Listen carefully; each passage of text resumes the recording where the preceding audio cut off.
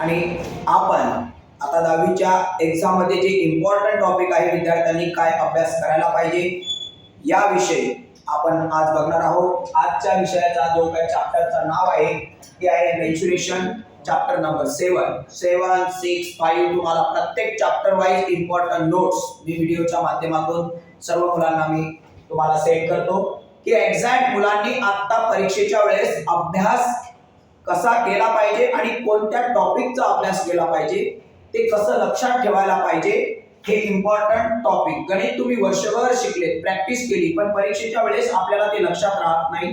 त्यासाठी एक्झॅक्ट विद्यार्थ्यांनी काय करायला पाहिजे, सर्व विद्यार्थ्यांनी वही आणि पेन काढा आणि डायरेक्ट व्हिडिओ बघायला सुरुवात करा। मी सांगेल त्या पद्धतीने नोट करायचं आहे, लिहून घ्यायचं आहे आणि लक्षात ठेवायचं आहे। ओके, चला। तर सर्वात महत्त्वाचं की या 7व्या चॅप्टर मध्ये तुम्हाला पेपर मध्ये येताना बऱ्याच क्वेश्चन मध्ये तुम्हाला काय येणार आहे, तर बऱ्याच क्वेश्चन मध्ये तुम्हाला ऍक्टिव्हिटी येणार आहे।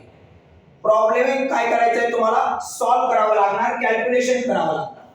आता एखाद्या नंबरची आकडेमोड कॅल्क्युलेशन स्पीड मध्ये कसे करायचं आहे, तर तुम्हाला माझ्या YouTube चॅनलवर जा, तुम्हाला सगळं कळेल की गणितामध्ये एक्झॅक्ट गणित सोडवताना पटकन भागाकार कसा करावा, पटकन गुणाकार कसा करावा, हे मी ट्रिकचे 3 व्हिडिओ सेंड केले आहेत, एवढं तुम्ही बघून घ्या।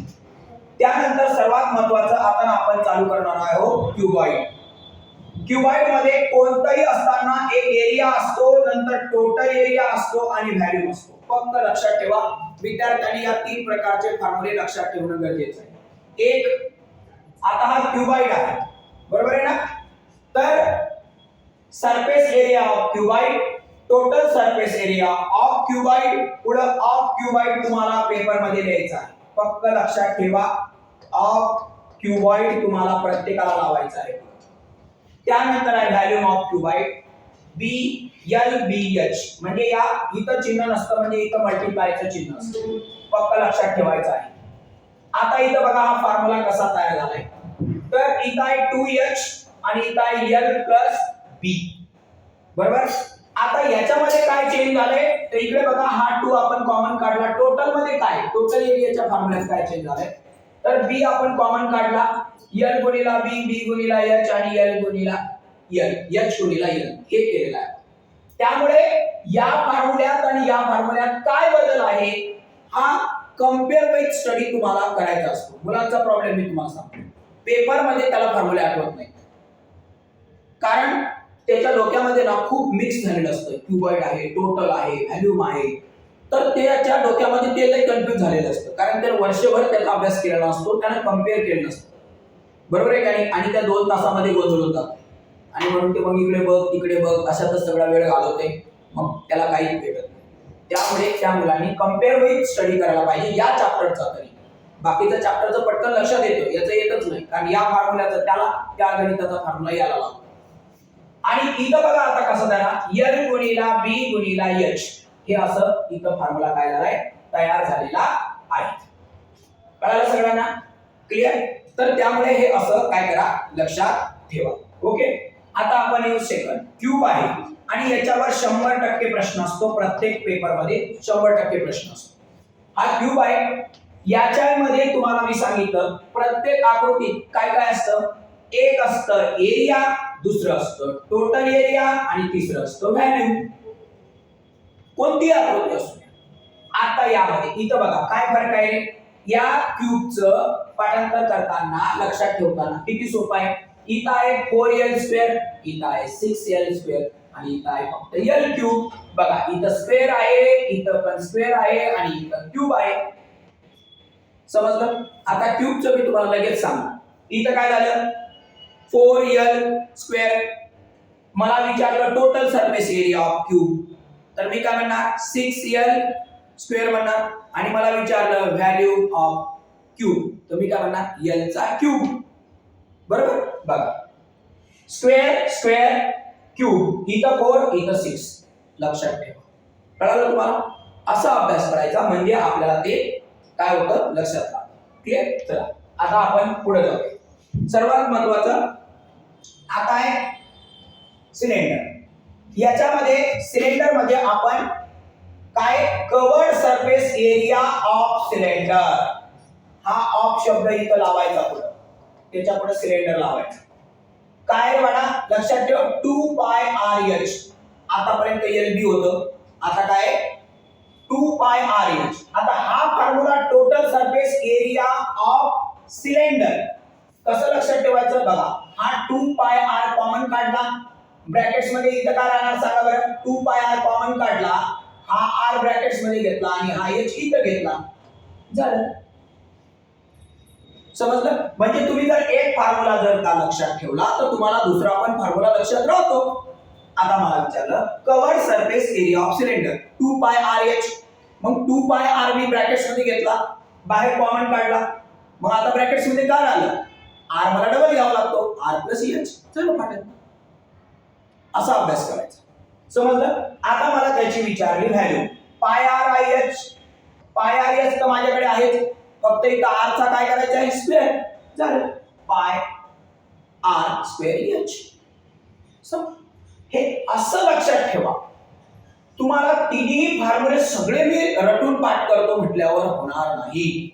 बघा 2 पाय आर एच हा एरिया, टोटल सरफेस एरिया विचारलं, 2 पाय आर ला मी कॉमन काढलं, ब्रॅकेट्स मध्ये काय राहणार आर प्लस एच राहणार. आणि मला सांगा आता मला विचारलं त्याची व्हॅल्यू, व्हॅल्यू ऑफ सिलेंडर विचारलं मला, कारण आपण सिलेंडर बघतोय, तर व्हॅल्यू ऑफ सिलेंडर काय होणार मग पाय आर स्क्वेअर एच.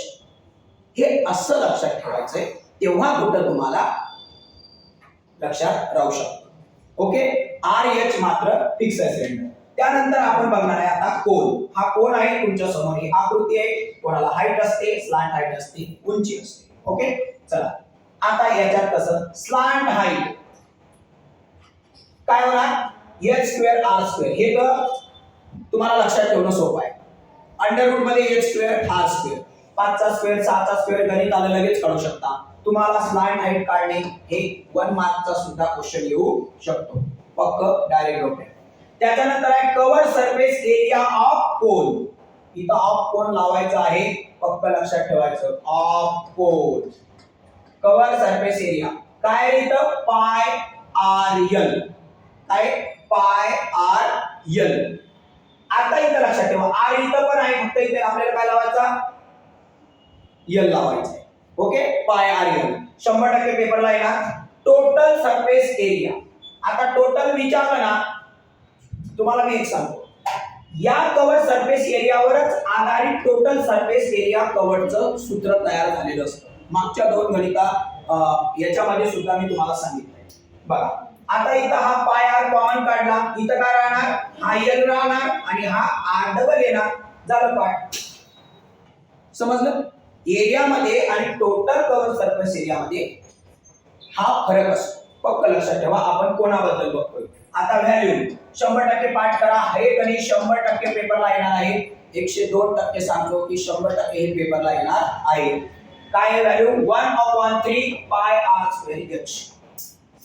1/3 काय आहे पाय आर स्क्वेअर एच. हा प्रश्न 100% पेपरला येणार आहे. तो तुम्हाला याच्यामध्ये पण येऊ शकतो, ऍक्टिव्हिटी मध्ये पण येऊ शकतो, म्हणजे तुम्हाला बॉक्स वगैरे ते देऊ शकतात. 100% याच्यावर प्रश्न असणार, हे करून जावा. इम्पॉर्टंट फॉर्म्युले सांगतो आणि गणित सुद्धा सांगणार आहे, त्याचा सेपरेट व्हिडिओ पाठवणार मी की तुम्हाला मॅथमॅटिक्स मध्ये पास होण्यासाठी किंवा चांगले मार्क्स होण्यासाठी 2 गोष्टी असतात. एक तुम्हाला खूप चांगले मार्क्स पाहिजे, नंबर 2 फक्त मला पास व्हायचे. सगळ्यांसाठी फक्त मी सांगतो तेवढेच क्वेश्चन करून जायचं, डायरेक्ट पास. 15 वर्ष झाले मी मुलांना सांगतोय की एवढंच करा 100% पास. जो मी सांगतो ते करून जातो तो मुलगा कधीच नापास होत नाही, गॅरंटी देणारा शिक्षक. मी काही पेपर काढत नाही, पण एक्झॅक्ट मला माहिती असतं की पेपर काढणारा काय विचारू शकतो. समजलं? एवढं मात्र मला माहिती आहे, फक्त तेवढं करा. मेहनत, कॉपीच्या भरोशावर बसायचं नाही. कळलं? चला त्यानंतर आता महत्वाचं आहे स्फेअर. आता आपल्याला स्फेअरचा अभ्यास करायचा आहे. काय बरं सरफेस एरिया हा असतो. स्फेअर तुमच्या समोर आकृती आहे, याच्यामध्ये सरफेस एरिया असेल तर इथं काय वापरतात 4 पाय आर स्क्वेअर. आणि आपल्याला विचारलं व्हॅल्यू ऑफ स्क्वेअर. काय विचारलं तुम्हाला व्हॅल्यू ऑफ स्क्वेअर विचारलं, तर इथं बघा हा 4 आहे, 3 लावायचं. आता व्हॅल्यू विचारली इथं क्यूब लावायचं, कारण इथं स्क्वेअर आहे. मग 4/3 पाय आर काय असणार क्यू. समजलं सगळ्यांना? पक्क कळालं? क्लिअर? इथं बघा काय 4 पाय स्क्वेअर, इथं काय 4/3 पाय आर चा क्यूब आहे. आणि तुम्हाला मी एक सांगतो, याच्यावर सुद्धा या वर्षी 100% एक क्वेश्चन येणार आहे. पक्क लक्षात ठेवायचं आहे. ऍक्टिव्हिटी मध्ये पण येणार आणि ऍक्टिव्हिटी नॉन मध्ये सुद्धा आहे येणार. तर हे 100% याच्यावर तुम्हाला क्वेश्चन येऊ शकतो. 101%. पाठ करून द्या. आता त्याच्यानंतर आहे हिमेस्फियर. हिमेस्फियर मध्ये कवर्ड सरफेस एरिया ऑफ हिमेस्फियर काय formula 2 pi r square. 2 pi r square लक्षात राहतं आपल्याला, बरोबर? कारण हे अर्ध असतं त्यामुळे काय असणार 2 पाय आर स्क्वेअर. आता total surface area of the solid हेमिस्फिअरचं काय असणार 3 पाय आर स्क्वेअर. इथं 2 आहे इथं 3 आहे. म्हणजे तुम्ही जर हे लक्षात ठेवलं तर हे लक्षात ठेवायची तुम्हाला गरज पडणार नाही. आता तुम्हाला विचारलं व्हॅल्यू 2 3 तर आहेच ना इथं 2/3. हे बघा 2/3 व्हॅल्यू विचारलं की क्यूब पाय आर क्यूब. संपला विषय. हे असा अभ्यास करायचा असतो, बरोबर? आता हेमिस्फिअरचं तुम्हाला विचारलं cover surface area of hemisphere, तर तुम्ही काय म्हणणार सांगा बरं 2 पाय आर स्क्वेअर. इकडे मी 2 म्हटलं तर टोटल मध्ये काय म्हणणार 3 पाय आर स्क्वेअर. आणि व्हॅल्यू मध्ये काय म्हणणार 2/3. आणि पुढे काय म्हणणार क्यूब आहे तर पाय आर क्यूब म्हणणार, कारण मला व्हॅल्यू विचारली. आता तुम्ही जेवढे काही व्हॅल्यूचे फॉर्म्युले बघितले त्याच्यामध्ये काय आलेलं आहे क्यूब आलेला आहे.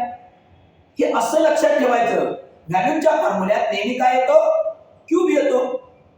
समजलं? त्यामुळे तुम्ही कन्फ्यूज होणार नाही. समजलं का नाही तुम्हाला?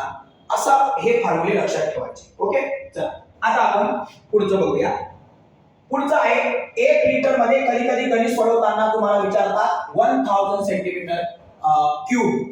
तुम्हाला हे लक्षात ठेवायचे. काही महत्त्वाच्या गोष्टी तुम्हाला इथं लक्षात ठेवायच्या आहेत. काही फॉर्म्युले पण तुम्हाला विचारलं कॅनव्हास रिक्वायर्ड ऑफ 10. कधी कधी येतं तुम्हाला 10चं गणित येतं, बकेटचं गणित येतं, बॉलचं गणित येतं, बरोबर ना? Covered surface area of the cylindrical जो पार्ट तुम्ही काढणार आहे त्याच्यामध्ये प्लस करायचं covered surface area of conical part. हा तुम्हाला ऍड करायचा आहे. पक्क लक्षात ठेवा.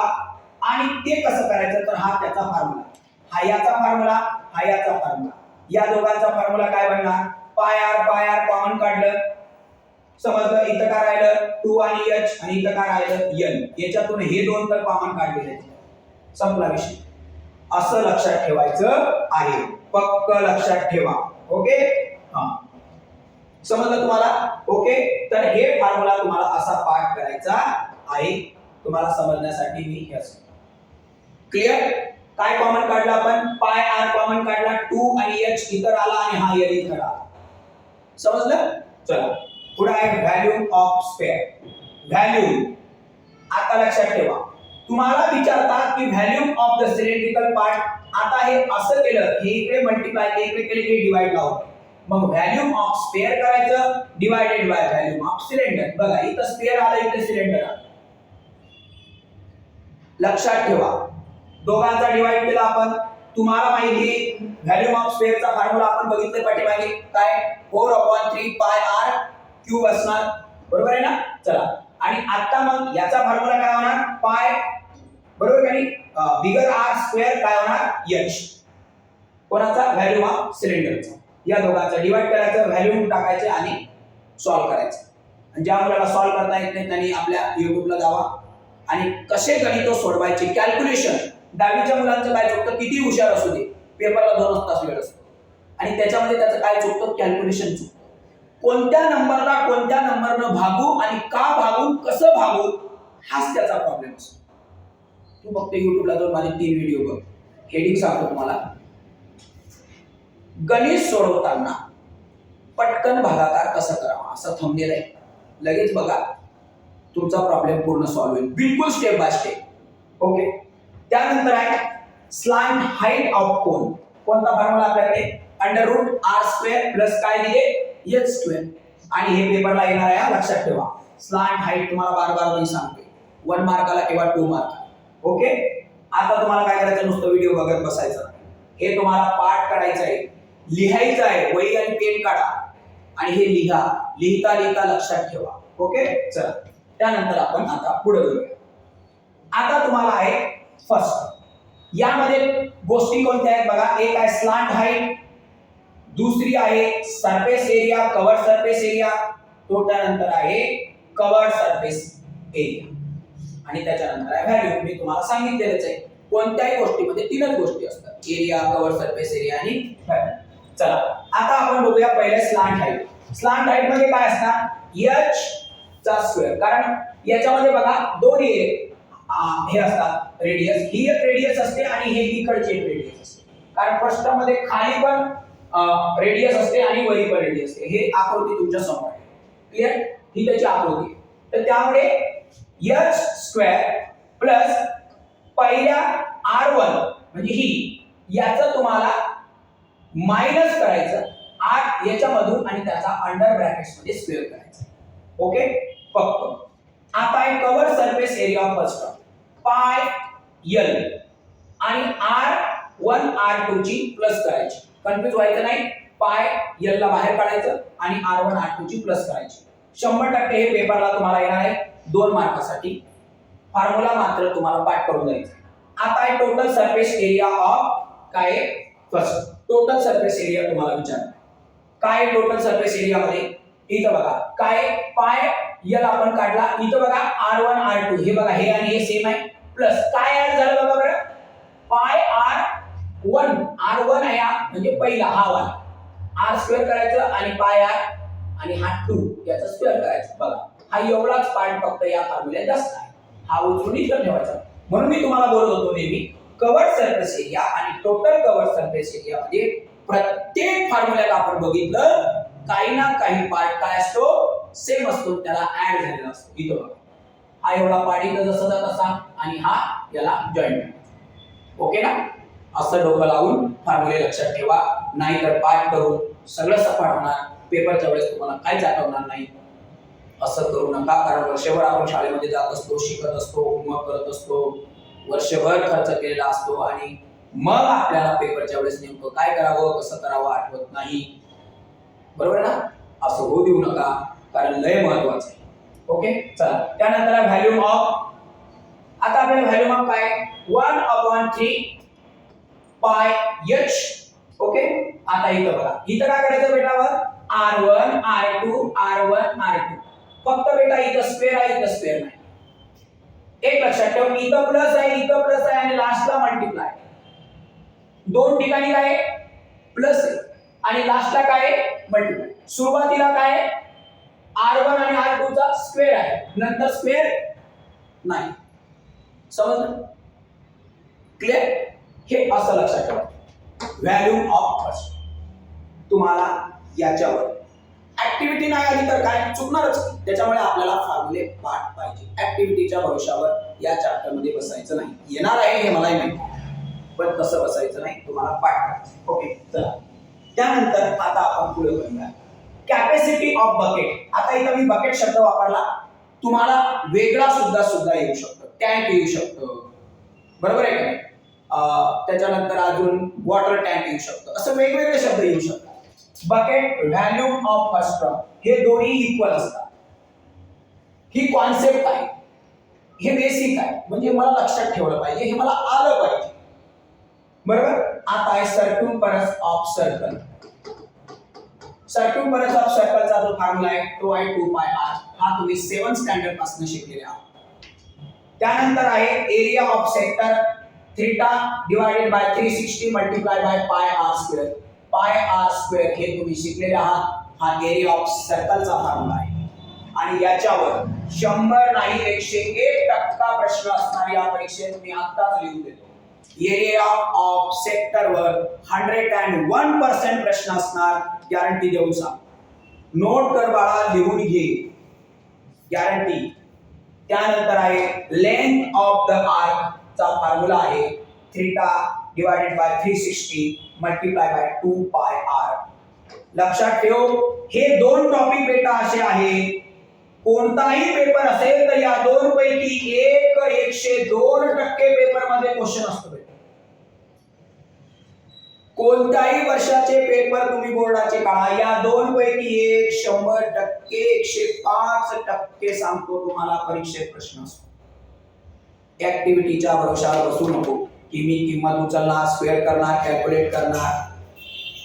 जर तसाच डायरेक्ट प्लेन क्वेश्चन आला तर काय करणार, लक्षात. ओके, चला आपण आता पुढे जाऊया. तुम्हाला सर्क्युट परत सर्कल कसं लक्षात ठेवायचं हा फॉर्म्युला मी तुम्हाला आता सांगितलेला आहे 2 पाय r. आता याच्यामध्ये कधी कधी होतं, हा ऑल सर्कल आहे, वर्तुळाचं माप किती असतं, मेजर ऑफ r 360 असेल तर तुमचं माहिती आहे थीटाचं माप समजा 360 चं हे कट होणार तर वर होणार आणि लेंथ ऑफ r किती होणार याची 2 पाय r होणार. हे आपण शिकलोय. आता इथून फार महत्त्वाचं आहे, तुमची लेंथ 2 असेल तर मेजरमेंट अर्धा होणार. हाफ सर्कल किती येतं 180 येतं. मग 180 येतं तर याचं पण हे 180 डिवाइड बाय 360 होणार. का, कारण हाफ सर्कलचं माप 180, पूर्ण सर्कलचं माप 360. मग याचे कॅल्क्युलेट केलं तर किती येणार 1/2 येणार, बरोबर आहे का. आणि म्हणून इथं फॉर्म्युला पण तसाच होणार 1/2 2 पाय r. आता आपण 90 डिग्री केलं सर्कलचं माप, बरोबर आहे का. मेजर ऑफ r केलं 90 डिग्री आलं तुम्हाला तर ते इथं 90 होणार, हे कट होणार 9 1 9 आणि 9 4 36 होणार 1/4 येणार. मग इथं पण 1/4 येणार 2 पाय r जसाचा तसाच. डोकं लावा, हा चार्ट लक्षात ठेवा. आता 60 आलं, 60 आलं तर तुम्ही इथं काय करणार 60 डिवाइडेड बाय किती करणार 360 करणार. मग हे 0 0 कट होणार 6 1 6 6 6 मग किती आलं तुमचं 1/6. मग इथं किती येणार 1/6 मल्टिप्लाय बाय तुमचं काय येणार 2 पाय r येणार. समजलं सगळ्यांना, क्लिअर समजलं. ओके, तर हे तुमचं असं मेजरमेंट आहे ना. आणि टोटल जर तुमचं डिग्री त्याने माप दिलेलं असेल, थीटा इथं ठेवायचं, जेवढं माप दिलं तेवढं. समजा इथं तो 90 देऊ शकतो, किती पण देऊ शकतो, हे देऊ शकतो 90 30 40. अशा पद्धतीनं हा तुम्हाला चार्ट काय करायचा आहे लक्षात ठेवायचा आहे. ते तुम्हाला एक्झॅक्ट काय आलं तर कसं सॉल्व्ह करायचं आहे. क्लिअर. चला आता आपण पुढे जाऊ.